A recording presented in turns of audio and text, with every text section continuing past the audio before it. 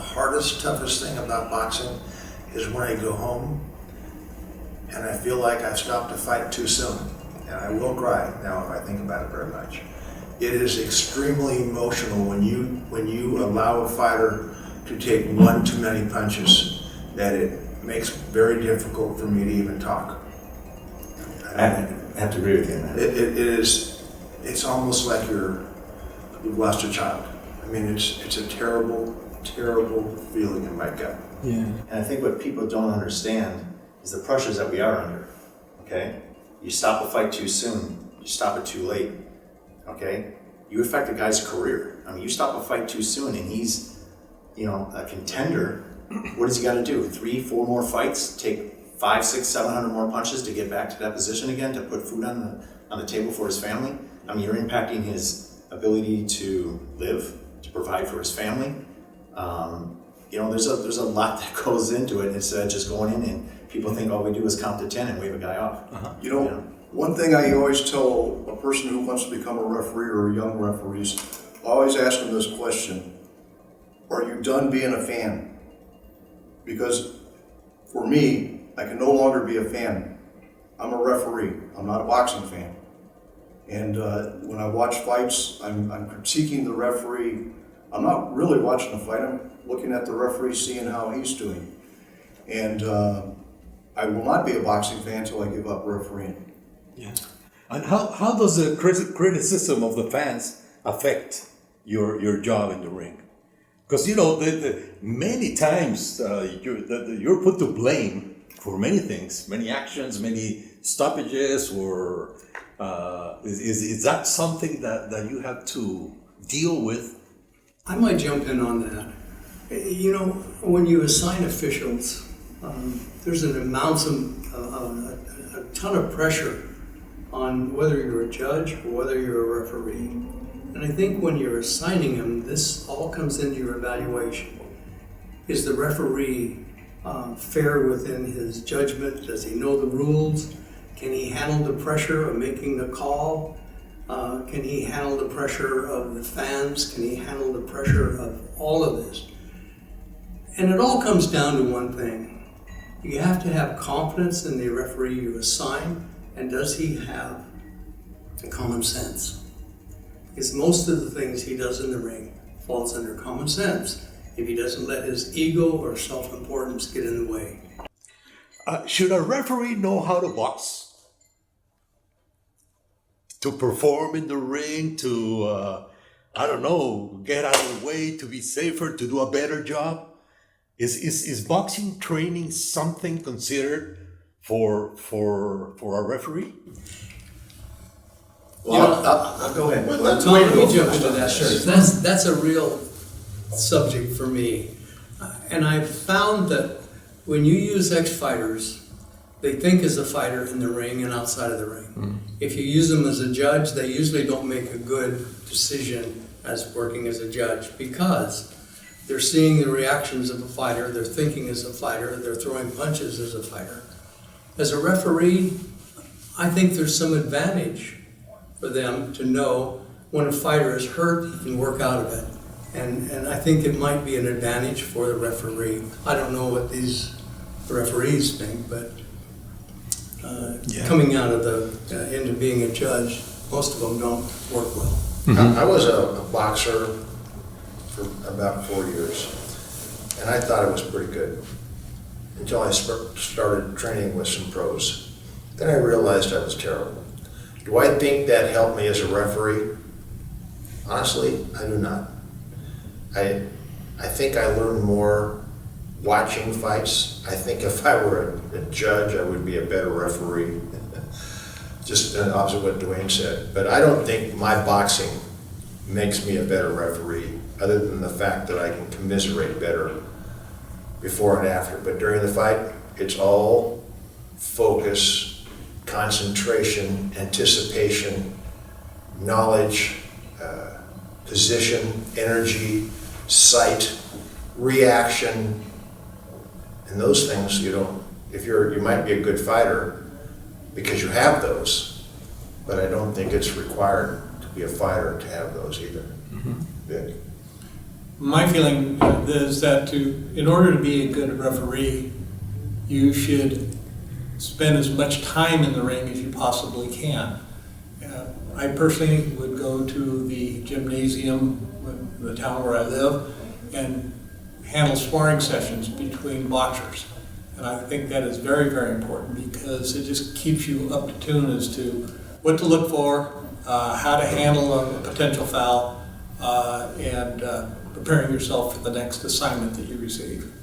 You know, one of the things that helped me in my career, I belong to a local amateur boxing club, and the trainer there knew that I was interested in officiating, and he showed me things that happen in the corner and how he did those, and I picked up what to look for in the corners when I'm officiating.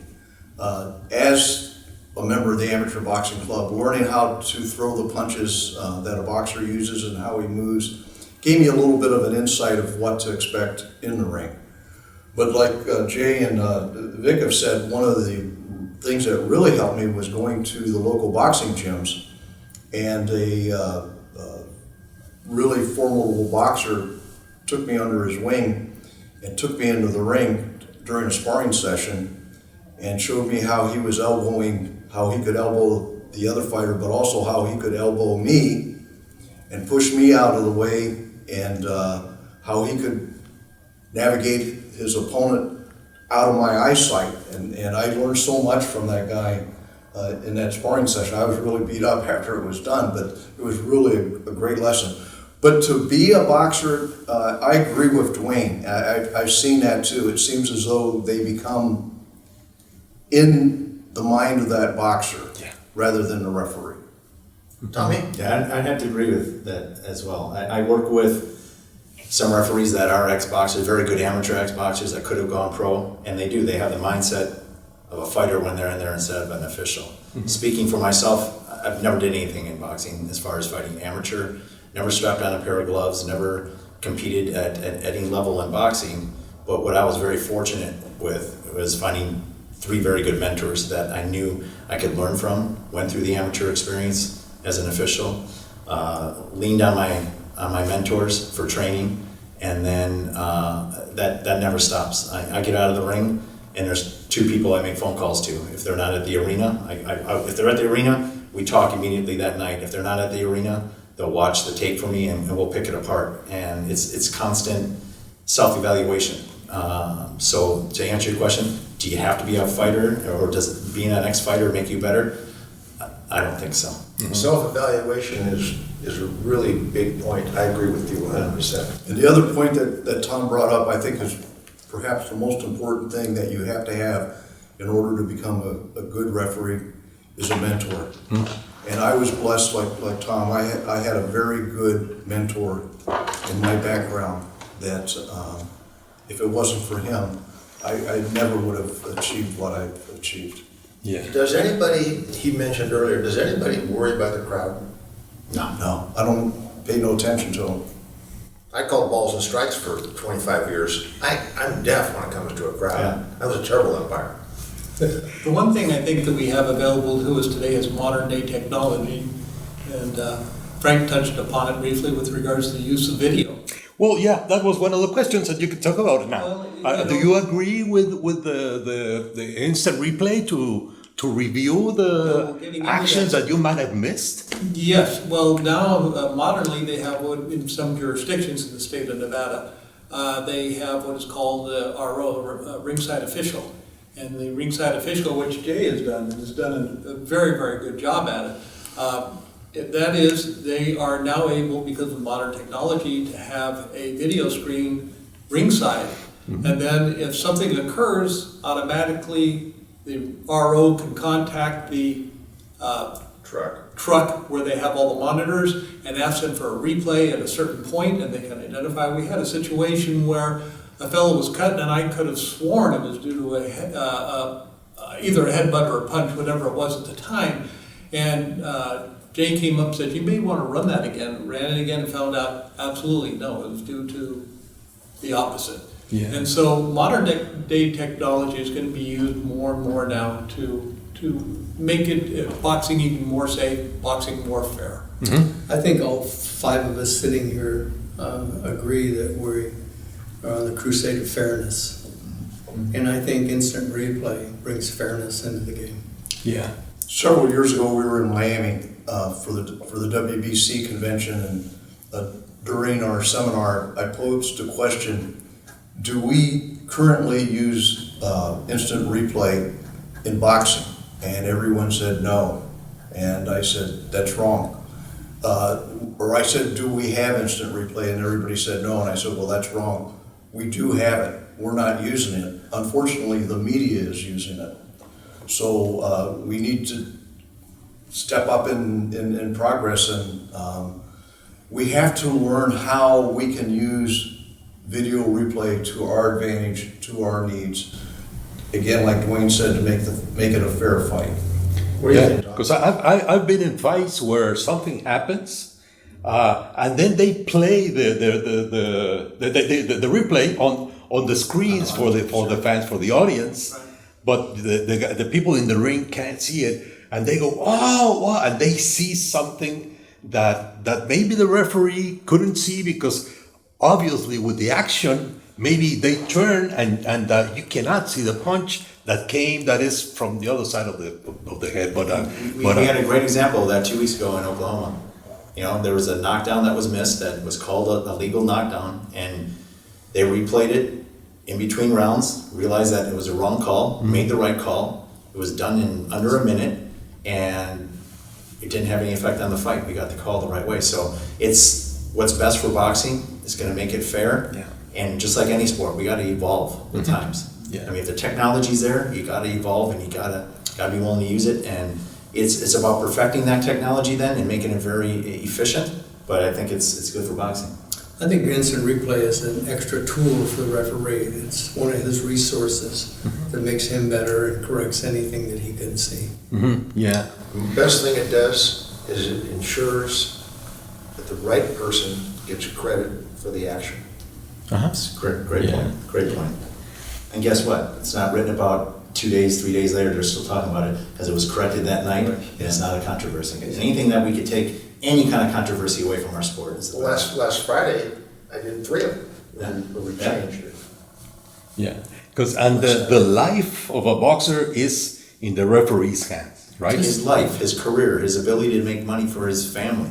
And Their careers are very short, and they need to maximize their ability. And anything we can do to make sure that they get to, that point, or fairly get to the point that, or as far as they can in their career, is better. I like that. Fairly get to the end of the fight. Yeah. And the right person who wins the fight actually wins the fight. Right. I like that part. I don't. Well, of course, you remember many years ago, referees used to score. Yeah, I did score. You did scoring as a referee? Stops in 76, yes. Yeah. I was involved, I think it was 1980 when we changed that it might have been Aruba or Mexico City. But I was involved in the officials committee when that occurred. That was one of the most emotional rule changes we ever had. We had Arthur McCanty and some of the longtime referees that were very passionate, that they felt that they could judge and still do that. And there was some sadness when the WBC ruled that they would use a third judge. And the whole purpose behind that was so the referee could totally focus and concentrate on the safety of the fighter and not have to worry about one more thing or writing it down or going to do this and that. But he could spend every moment in the ring focusing on fairness and precaution for each fighter. Yeah. Does this for you working as referees? Do you mentally score the fight or never? Never. Never. For me, I never did. Never. You just concentrate on. No purpose for doing it. No. No necessity. Don't think about it. Not at all. Yeah. It's no longer our duty. And I will say this though, there is some fights Where at the end, I thank God I wasn't a judge. Me too. I collect that scorecard at the end and say, I'm glad I didn't have to judge that fight. Vice versa, there's a lot of judges that look at the referee and say, thank God I wasn't in the ring doing that. Yeah. It's tough sometimes. It is both sides of the coin. When you are sympathetic with a boxer, maybe the biggest champion is in the ring fighting someone else. Is there does that influence you? Is there like a sympathetic feeling towards one more than the other? Does that affect the action of a referee? Not in my case. No. And not in mine. Once they get in the ring, they're the same. Yeah. You know, there's one kind of insignificant but yet significant thing that happens before the bell. Is the champion comes in the ring with his belt and it's taken away from him and it's put on the apron on the side of the ring. And therefore all officials are trained that there is no champion in the ring. We have two fighters. Mm-hmm. Yeah. I see blue corner, I see red corner. Yeah, it's absolutely. Names are insignificant at that time. I don't even see the I think corners. that's I look at the guys. Well, that's what I This mean. guy and that I guy. see boxer A or Yeah, red corner, yeah, blue corner. that's it. That's the other two. Earlier in this discussion, Frank said he recommended that people, if they want to stay a fan, don't become an official. Mm-hmm. And I think that only a fan would have a favorite in the ring. Good I point. think of all the fights that these gentlemen have done, I don't think they've had a favorite fighter once the bell. Ever. None. Yeah. For judges, the cheering and all that could be a factor in scoring. Is that a factor for a referee? You know, when there's a big action and everybody's going crazy and cheering and only thing that for a affects- referee, does that influence you in any case? The only thing that affects is my adrenaline. That's all. Noise is adrenaline. And that makes me concentrate deeper, focus deeper, get closer mentally, get into the fight mentally. The noise makes it much more intense. It's just, the adrenaline rush is great. Yeah. Go ahead, Frank. To me, I block the noise out. And the reason that I do is because it will interfere with your focus on the boxers. And when I instruct younger referees, I give this point. One time a fight broke out in the audience, and you heard this roar. And I was looking at the referee, and when he heard that, he turned around to see what was going on. And his focus now shifted to all the action that was going on outside of the ring. So I block everything out and just keep your focus on the two guys in front of you. Yeah. Yeah, it's all white noise for me. And when the crowd does get more energetic, it's like Jay said, you almost get hypersensitive to what's in front of you, and your senses are that much sharper because you're looking for that next thing to happen. And if you know it's going to be a loud crowd, you have to have a conversation with the timekeepers and let them know, don't stop ringing. You know, if I don't stop the bell when you ring the bell, just keep ringing that bell. And in fact, I tell them, just keep ringing that bell till I say stop. Because sometimes the noise is so loud that you cannot hear the bell. What were you gonna say, Duane? You know, as an administrator, we spend a lot of time teaching the officials to focus. Many thoughts come into your mind, but there's a great movie out, it's For the Love of the Game, and Kevin Costner. It's a baseball movie. And wherein he was pitching and he towed the rubber and the crowd noise was so loud, he lost his focus and he stepped off. And he stepped on again and the crowd noise distracted him and he stepped off. And the third time he towed the rubber and he leaned in and he said, engage mechanism, and the noise went out.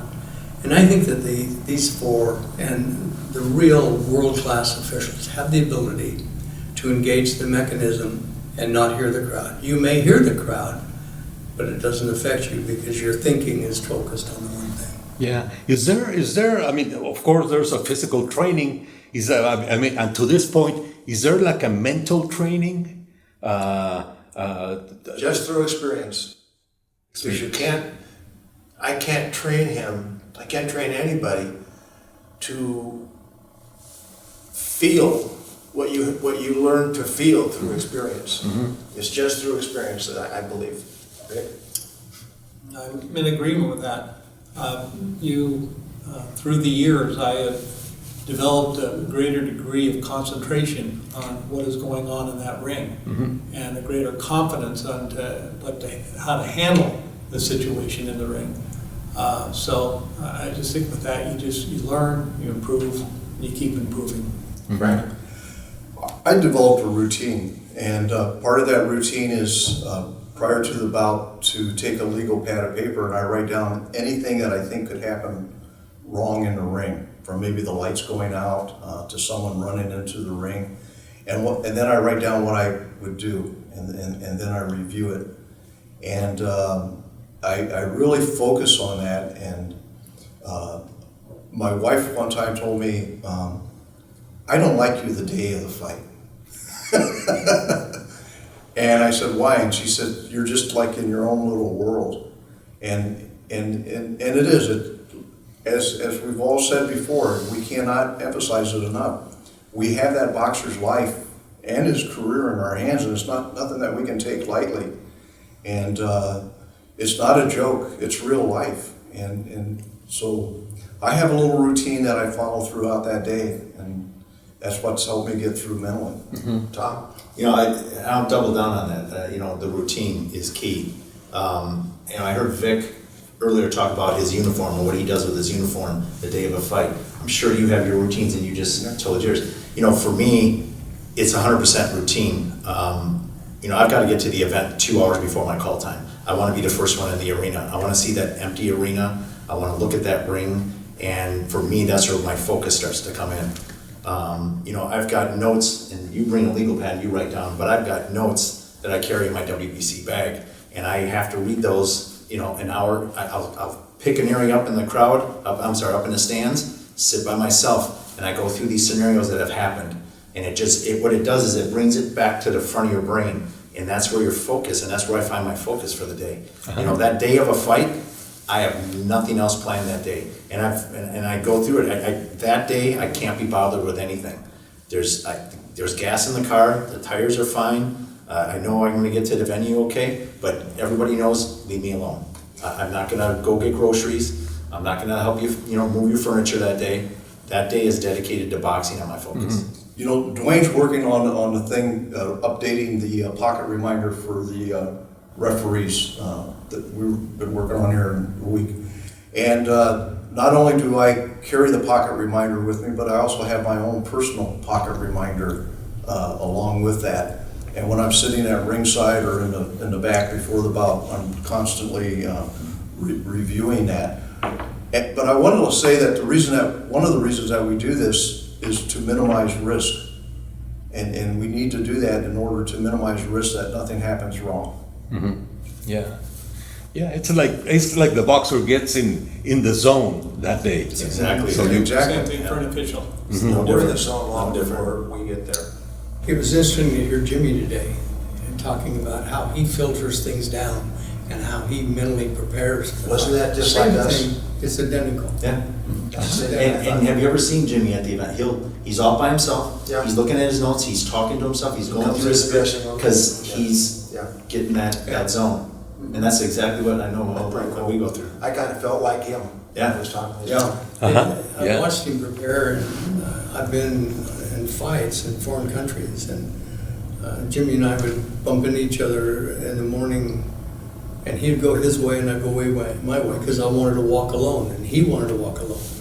It's just each one of us should have some filtration where they're coming down and putting everything away so that the safety and fairness of the game.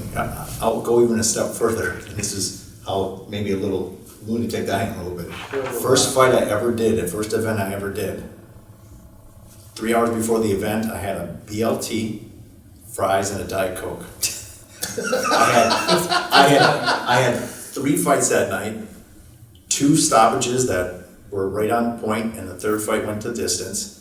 And from that day on, every day of an event, whether I'm in country or out of country, because there's always a subway in Japan, there's always a subway, I get a BLT, fries, and a Diet Coke, and that's my routine. I have to have that today, and it's everybody in boxing in California knows. Oh, you're gonna go get your BLT today? I mean, it's just I have to have it. I mean, it's just. And everybody has that. Mine's a Snickers bar. I don't eat before a meal, before a whole day. Yeah. Oh, no. I might eat hard-boiled eggs and a Snickers.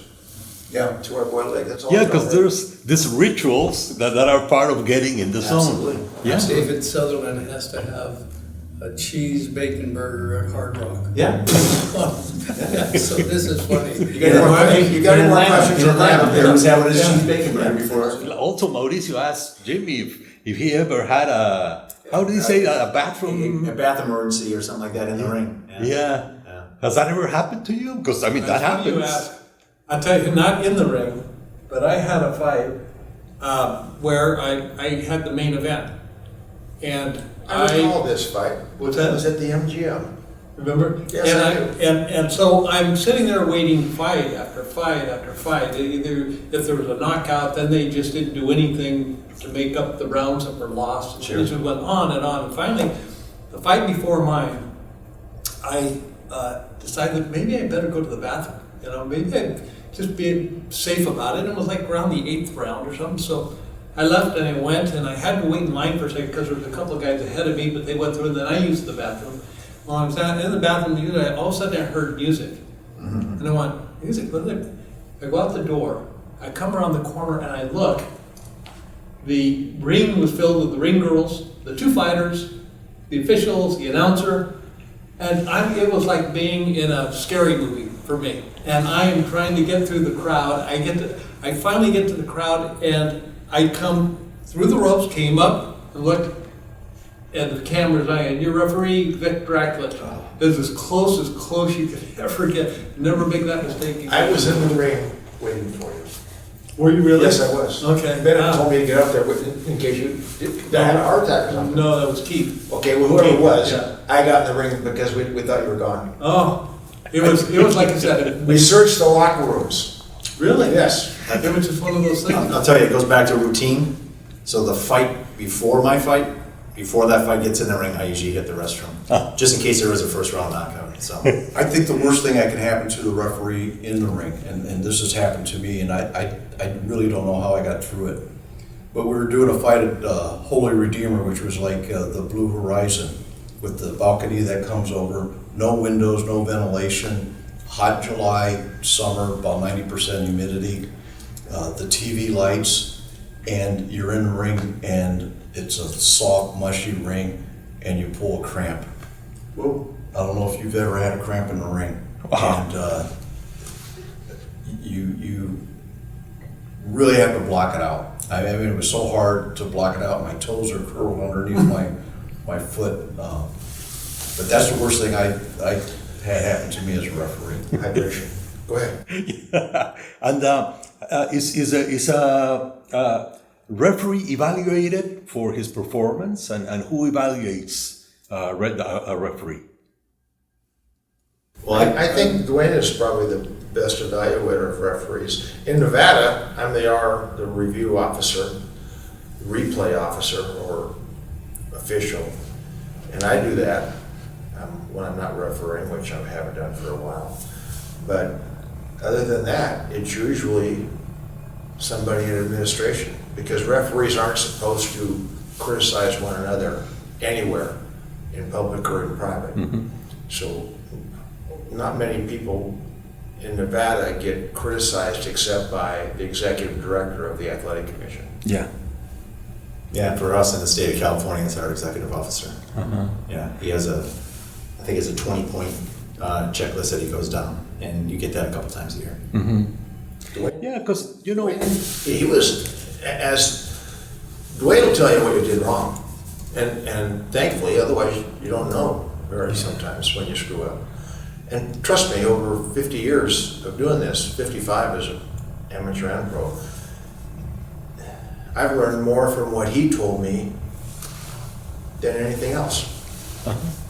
The only reason that goes that way is years and years ago, I used to train and do seminars for referees. Didn't know squat about it, but they believed it. But I've had an interest and always wanted to be a referee. I never had the guts to do it because it took split-second decisions and knowing the rules to the point. But I've always had a fascination to watch referees, and so it's been easy for me to, when I'm not judging, to be able to see what a referee does. And I don't necessarily criticize. I just kind of say maybe you might think of doing this. But I think all referees, particularly when you get in the class of these guys, are great referees. The only thing that would cause them problems is their own ego. Is what? Own ego. Ego? Ego. I heard ego. I was Ego. thinking about You know what I their mean? own hearing, is what he said. So, and what I mean by that is they over-officiate. Some people think they have to be a cop in there. And they just need to be fair. Do the rules and move, and these guys are all experts. But that's the only place that, and not every fight's the same. Sometimes they have to be a cop because you got a rough fighter in there that's not going to listen to you. But I think, oh no, we have the best people in the world sitting here. Mm-hmm. Oh yeah, definitely. And of course, you do evaluate yourselves, right? I mean, you watch the fight with Anybody else? I don't know an official that doesn't have a trusted friend. Dave Moretti, when I was judging, we would never say anything to anybody, but we'd always go out and eat after. And walking out of the ring, he might say to me, well, what on earth were you watching in the fourth round? And we would talk, that way. But I guarantee you these guys have somebody they'll talk to. Yeah. Jay and I would talk after fights all the time. Yeah. Because, on the fan side, you always hear, no, he should be punished for acting like that, or for not doing this, or for not doing that. So sometimes people think that there should be a punishment for wrong actions. Remember that every time somebody thinks we did something wrong, we did it to their person. The other person thinks they deserved it and we did it right. So anything we do, half the people in the crowd think we did it wrong, and the other half think we did it right. It's just their brain. And keep this in mind, different states, different countries, different areas of the world have different referees that are not the quality of world class. And when they make a mistake, it affects all of us. When there's a bad decision, it affects us. It affects everybody. So I think there's a lot of unfairness of fans, but fans are fans. We can't live with them, we can't live without them. So. Mm-hmm. But I will say this, I think it falls upon us, though, at every given opportunity we have to engage with the fans, to allow them to tell us what they think in a calm way, and then turn it around on them, and in a calm voice, not over defending yourself, but let them know what we look for in there, and here's what we saw, and here's, and I'll tell you more times than not, and this happens quite a bit out in California, because we do stuff, and what you guys do at casinos, and you're going to see those fans in the casinos, and they'll come up to you and they'll ask you, and when you educate them, they're better fans, they're better educated fans, and they really appreciate you engaging with them. And I'll tell you, I've seen people afterwards say, "Thank you very much. We never knew that. We never knew that that's what you guys look for." And it's important to be an ambassador to our sport, not just be seen on TV and in that ring, but be an ambassador and turn these fans into educated fans. And sometimes not only the fans, but also the commentators or the people on TV do not know the rules, or they may have a misinterpretation of the rules. To give you an example, I was doing a bout, and in that particular area, the rule said that a foul was if the corner man entered the ring during the round. That was considered a foul, and you were to give him a warning and tell him to exit the ring. Well, the commentator, when that happened, kept harping through the whole program. He should have disqualified the fighter because the corner entered the ring, and for some reason there's this misconception that that's a rule, but the rule is you tell the guy, get out of the ring. That's right. You don't disqualify the fighter. No. Yeah. You don't punish the fighter for something that The corner did. Yeah. That's a general rule. Just general rule. Yeah. What's your next one? Excuse me? What's your next one? Yeah, and this is the last. Just two things. Which has been your worst or most dramatic moment, and your best and happiest? Let's go first with the worst or the most dramatic thing that you have lived in the ring. If you have one, you may not have one. Without a doubt, the worst moment in my ring when I was refereeing was about 5 years ago. Kid went down in the first round, and I looked at him, I said, "Are you okay?" And yeah. And I let him fight. 3 seconds later, he was unconscious. I should never let the fight go on. I dream about it, I think about it, I cry about it, I worry about it. It moved my life, it really was. The best moment, I think was after a Rockman fight, when Rockman got beat by the Russian, I forgot his name now. And Rockman complained that he was okay when I stopped the fight. And then that was on a Saturday night. And then on Tuesday night, we had another fight in Las Vegas. And his son, Rockman's son, who was I think he was about 18, but he was a good amateur. He came to me after the fight and he said, "My dad wanted to tell me that if I saw you, to tell him thank you very much for stopping that fight. And I apologize for going after him and calling him bad names, because I'm glad he stopped the fight, and it was the right thing to do." Never in my life had that happened before from the fighter. And I felt terrible after I stopped it, but I knew it was the right decision, but I felt bad that he felt bad. And the best time of my life was when that kid came to me and say, "My dad said thank you for stopping the fight." Mm-hmm. And he didn't remember that round. Mm-hmm. As for me, the one fight that always comes to mind is a fight that I handled in Las Vegas between Zab Judah and Emir Khan. And in that fight, both of them were just very, very competitive. About the fifth round, I'm over to the side, and all of a sudden, Zab Judah goes down onto his knees, and Emir Khan looks at me and goes, and I said, "Take your corner." Sent him over to his corner, I picked up the count, it counted to 10, I stopped the fight. And all the while, Zab Judah's got his glove up and he's got another glove on his crotch as if it was a low blow.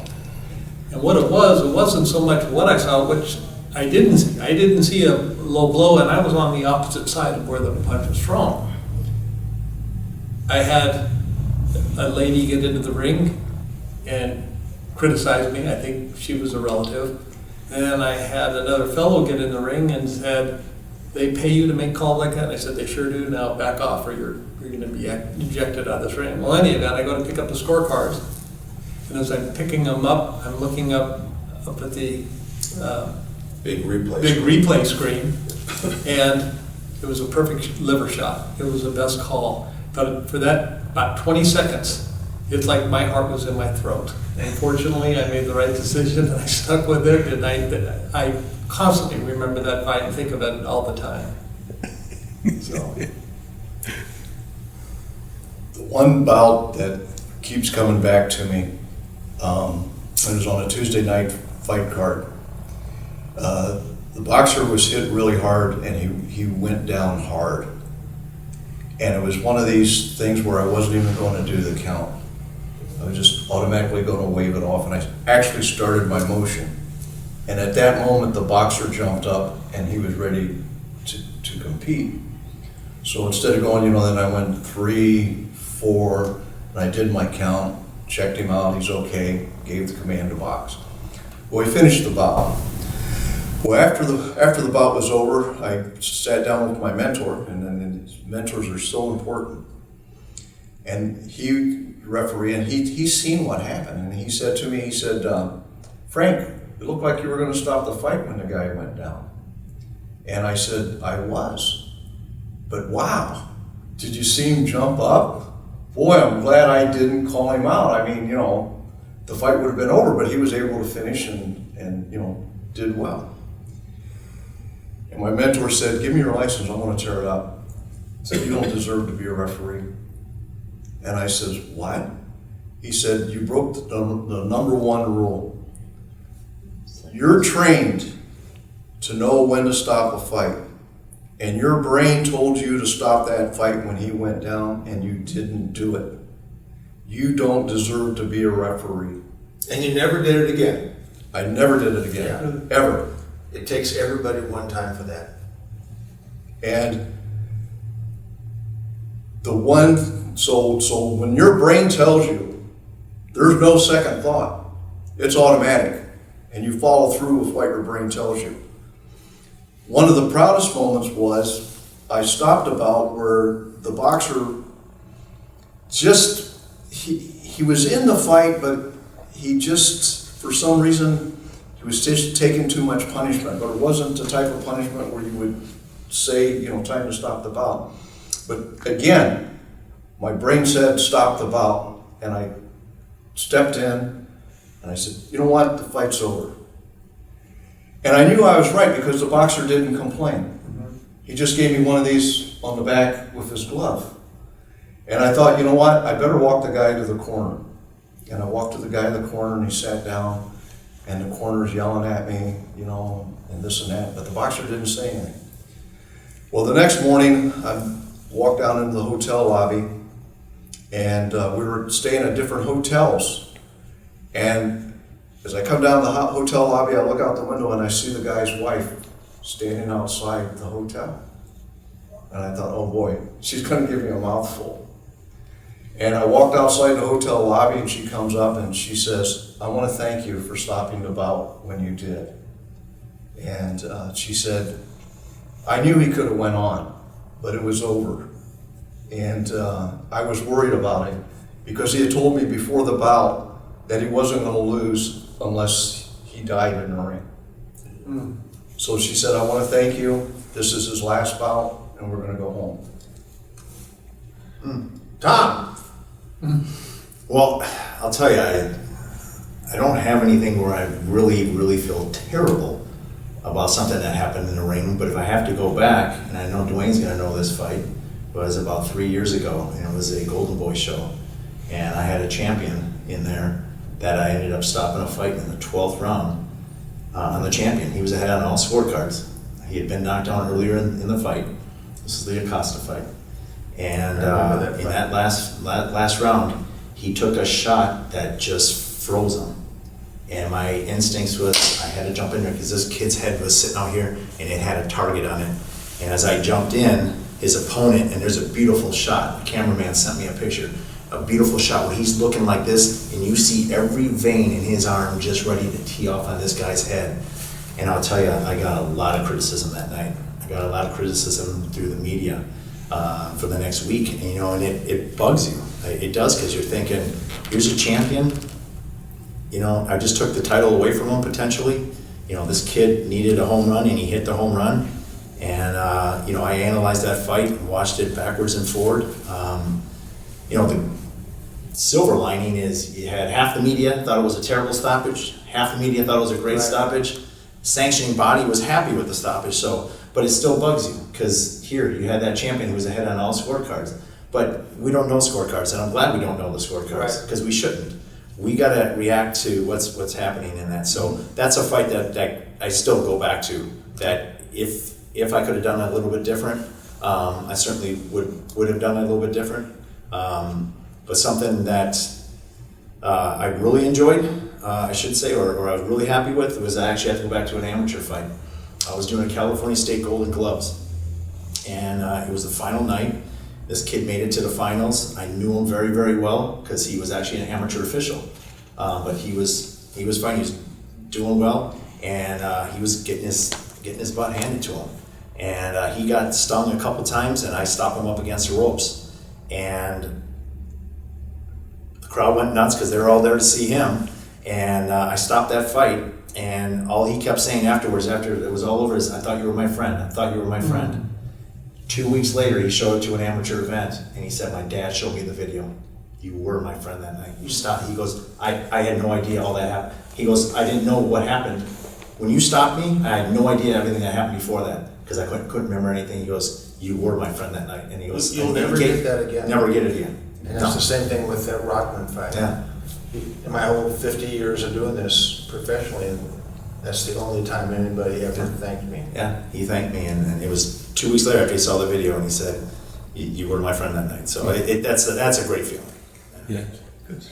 One other story that I have is a local boxer up in Reno, Joey Gilbert, was fighting a former world champion. And Gilbert. Joey was, Amateur. no, Joe Gilbert was a world champion? no, he was fighting a world champion. Oh, thank you. Okay. In any event, Joey is in there and he's really delivering some great punches, what have you. By about the fifth round, all of a sudden he gets hit. And Joey went down, sent his opponent to the neutral corner, picked up the count. Joey got up, he's looking straight at me, eyes open, what have you. And I said, Joey, you ready to fight? And he said, Vic, I can't see. And I said, Joey, you tell me you want this fight stopped? He said, yes.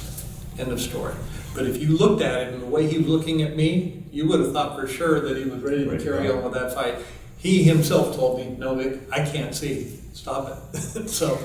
I've never had a fighter I've asked if I want to stop the fight, ever say they want to stop the fight, ever. Well, I wanted to make sure there's not a miscommunication. Yeah, you probably haven't either besides that one. No, exactly. You know, but the way he was looking at me and staring at me and making the eye contact that you always look at, Sure. you know, and what have you, and his hands were up and what have you, then say, Vic, I can't see. That was all instinct right there. That was all instinct. And you know, on the same line, like, ask these guys, you know, something that you've been blessed to have experienced in your career, and for me to get, you know, just to give an example and hear what you guys, is to have officiated a amateur boxer, and then to officiating when he turns pro, and then to officiating when he's fighting for a world championship. And I've had that with a number of boxers like Floyd Mayweather Jr. and James Toney, just off the top of my head. Have you guys had anything that? No, I've been able to do that with Ryan Garcia. Yeah. let's get over this. Sinisa. If I don't get some beer pretty soon, I'm gonna have to go to the bathroom just out of Can I, We're finished.